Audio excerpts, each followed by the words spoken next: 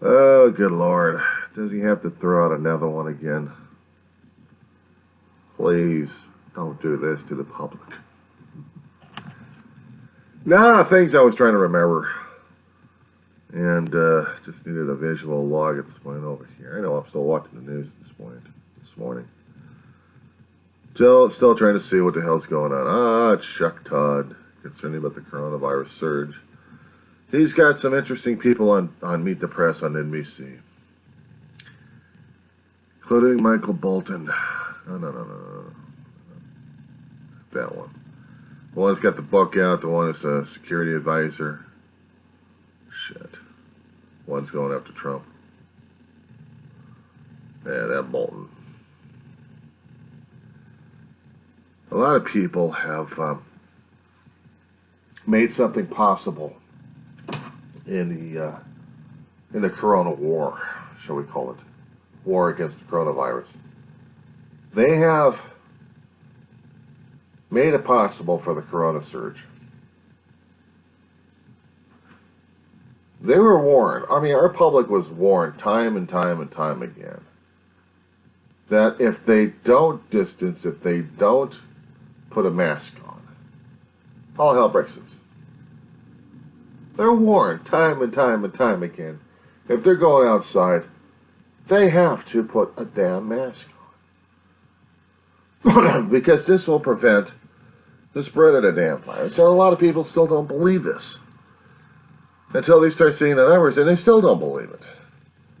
Until some of them are actually winding up themselves on a ventilator. And then if they happen to survive, they get off of it, and then they are telling people what happened. And the other people still don't believe it. I just don't know what the hell is going on with these people anymore. So I swear, it's just crazy. And it's just sad. It's pathetic. It's insulting, actually. It is insulting because we've got a lot of things happening. We have too many things happening right now as it is, and we're all trying to get the right information to a lot of people, and they still consider it fake news at this point over here, and I don't know why. Because they just don't want to deal with the ugliness of what's happening right now.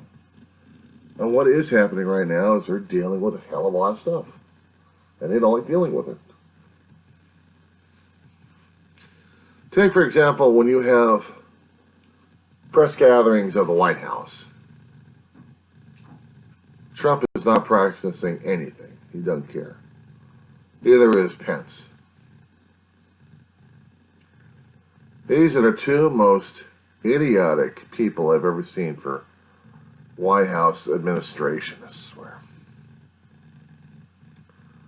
Pence thinks he's so religious at this point over here, and Trump is full of himself. That anything tragic and tragedy is not happening to them, despite the fact they've got staff members and Secret Service people getting infected left and right. But they don't want to see it. They don't want to know about it. Well, brush it off the table here. Get them out of here. We don't want that here. We want to see rosy-colored stuff over here.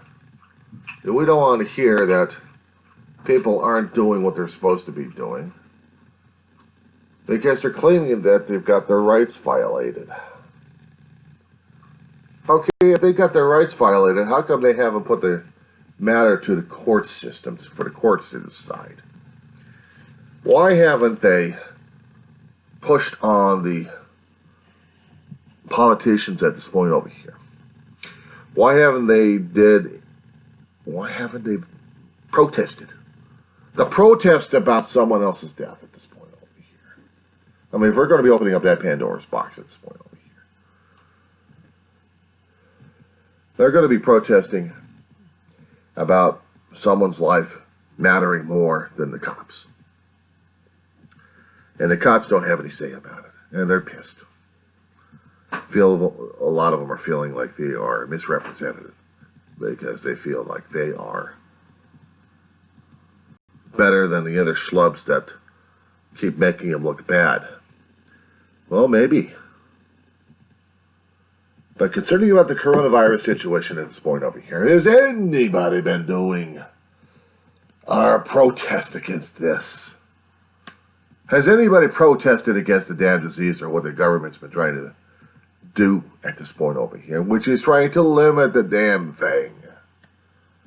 I mean, originally when we had the coronavirus coming out, we got the smaller deaths over here. We're like, well, the White House is downplaying the damn thing. He's like, they think it's going to be gone, so who cares? Until we get more and more data down the road, weeks later, and it was like, if we don't mask up, if we don't social distance at this point over here, we don't lock ourselves down at this point over here, we're going to have a hell of a lot more cases. Well, guess what? Well, over how many thousands, 100,000s of deaths so far? More than 1.5 million, maybe, roughly. I may be wrong in the numbers, but that's roughly what we've got right now. There's a lot of people suffering through this thing. And there has been a rate of, people surviving this thing. And, yeah, that's not told, though. We're still trying to get information whether or not they're going to be actually having antibodies long-lived and whether or not they're going to be susceptible, because there's still open season. The problem is when you are immune compromised with some kind of medical condition, your immune system suppressed, and you are constantly open season to a lot of things. I know I am. I've always have been that way growing up as a kid. I've always been immune compromised, but my immune system's been strong enough to beat off some stuff before and after. Well, let's see, before heart surgery, no. After heart surgery, my mother's still worried like crazy, and so did doctors left and right. Again, in my older adult life, Mom says, well, you're responsible for your own health at this point over here. I said, yeah, I am, as scary as it is. And they've always fought me trying to go to the doctors or not go to the doctors. And I hardly ever went to the doctors. Because if I wasn't feeling lousy, then I'm alive and I'm going to live. Not until you get a little bit older, when your body starts wearing down on you. There's some people out there who are actually worse than I am. And there may be a lot of people out there who are better than I am, more athletic and able to deal with this, and we're doing this, and we're doing this, we're gung-ho and looking at you, you're a fat slug. I'm worried what happens with my dog right now. She's going crazy.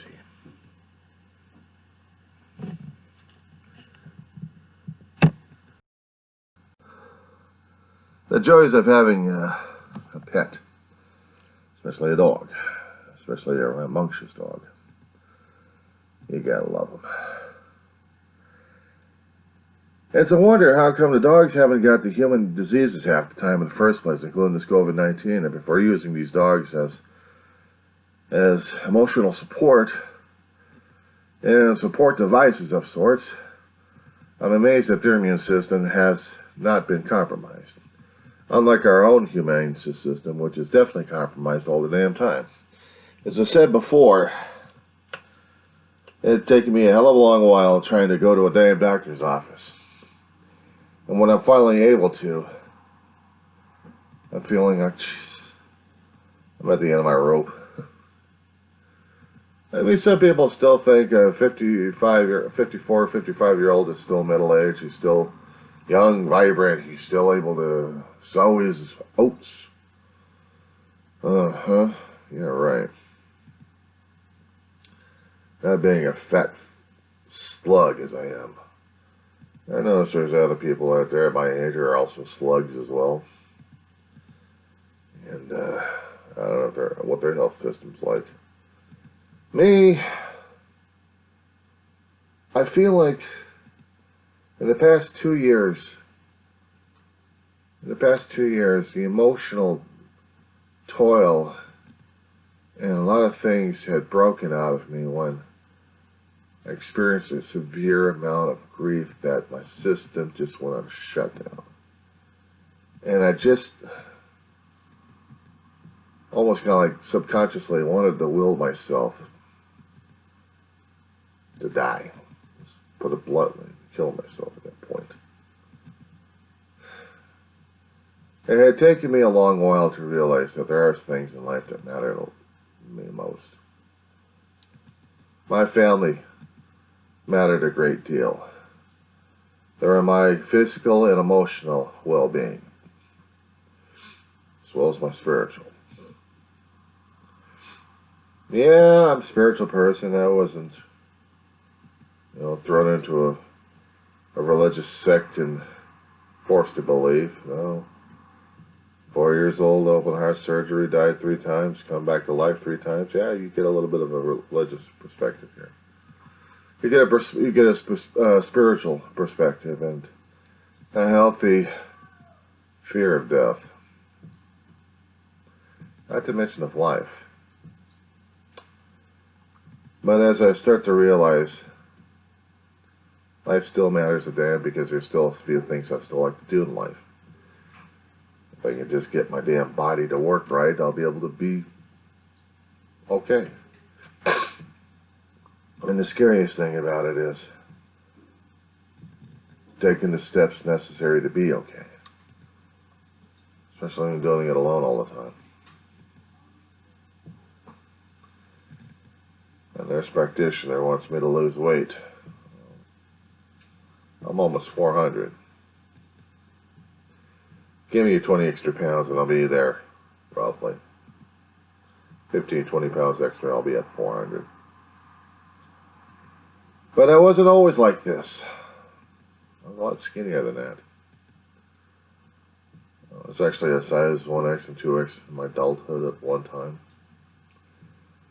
And because of things happening in my life,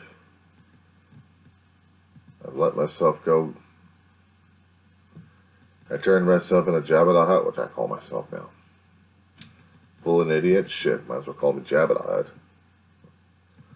Without the ho ho ho ho ho ho. I'm talking like Huttese. Forget I don't talk Huttese. I don't know, it's a way of putting myself down at this point over here, saying I'm still a worthwhile human being. I know I'm a worthwhile human being. I'm also a full an idiot at times. I'm also an observer still. My brain is still working partially. Still observing. When I'm not racked with depression or anxiety or PTSD or supreme grief. And it hits me from time to time these days. It puts me into a state where I can't function. And physically I can't function very much anyway, so. But I'm able to try to understand what's going on in my world today. I understand that a bug out there is going to kill me. I mean, hell, if I get the damn COVID, I'm convinced at this point over here I may have had the COVID and not even realize it. And that my body fought this damn thing off, and I didn't even realize that either. I thought I had a weird flu bug, but the symptoms just didn't match with what they were talking about with the COVID. So whatever I have, the nurse practitioner listened to my lungs a while ago and said they were fine. So maybe it wasn't COVID, maybe it was a flu bug. But I made me miss a school semester. I mean, going to a community college for now 5 years, you kind of make the campus your home. You kind of make the school thing your life story now. That's what I've been doing. Trying to get myself educated, maybe apply something. Just wanted to have a degree underneath my belt. Yeah, I screwed it up a hell of a long while ago with that. And I really didn't want to screw that up any further. I wanted to get my AA degree. Maybe the lowest damn form of college degrees, but it's me. That's fine. Not many people can actually go for the MA or BA and then the PhD. Those who are lucky enough and young enough, maybe I'll be able to do it. I'm hoping. But just for today, I gotta appreciate something. I'm still alive, I'm still breathing at this point over here, and there's still gotta be things to do. There still has to be things to do, things to see, things to travel to. and things to be broke about. Being broke is nothing new. It's nothing new for me. I've lived broke. I'll die broke. But at least I'll have memories. So, I've covered a few topics this morning. Just trying to continue a conversation, because every time I'll stop at one conversation, I feel like there's ongoing more blathering at this point over here, so I'll have to deal with that. There's a lot of controversy out there I can get into. There's a lot of anger, a lot of animosity. Barely touched. And it's still out there. I'd rather not. I'm still watching news, checking things out, what's going on these days, and it's freaky. But still. Other things I'll have to talk about. Maybe in my next report. Weird behaviors of our society compared to what I was growing up with. Maybe I'll start another video on that one.